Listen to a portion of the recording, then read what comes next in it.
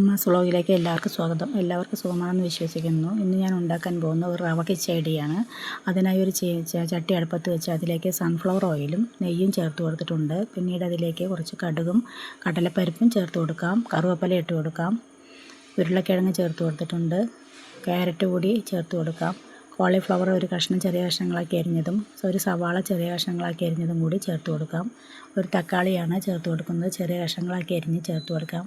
ഇതിൻ്റെ എല്ലാം പച്ചമണം മാറുന്നവരെ ഒന്ന് വഴറ്റിയെടുക്കാം. പിന്നീട് ഒരു 2 പച്ചമുളക് ചെറിയ കഷ്ണങ്ങളാക്കി അരിഞ്ഞതും ഒരു കഷ്ണം ഇഞ്ചി ചെറിയ കഷ്ണങ്ങളാക്കി അരിഞ്ഞതും കൂടി ചേർത്ത് കൊടുത്തിട്ടുണ്ട്. നന്നായി വഴറ്റിയെടുക്കാം.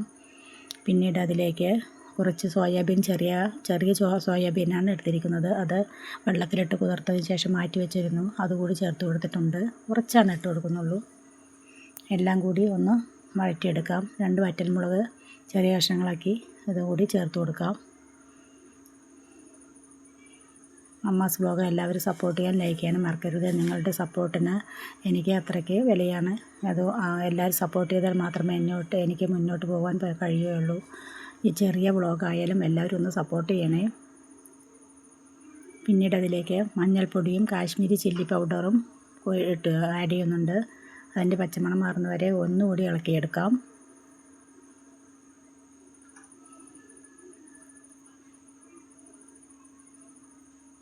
പിന്നീട് അതിലേക്ക് കുറച്ച് ചൂടുവെള്ളം ചേർത്ത് കൊടുക്കുന്നുണ്ട്.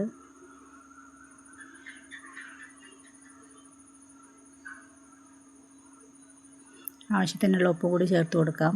ഒന്നുകൂടി മിക്സ് ചെയ്തെടുക്കാം. വിട്ടുപോയതാണ് ഗ്രീൻ പീസ് വേവിച്ച് വെച്ചത് കൂടി ആഡ് ചെയ്യാൻ വിട്ടുപോയതാണ്. അത് ചേർത്ത് കൊടുത്തിട്ടുണ്ട്.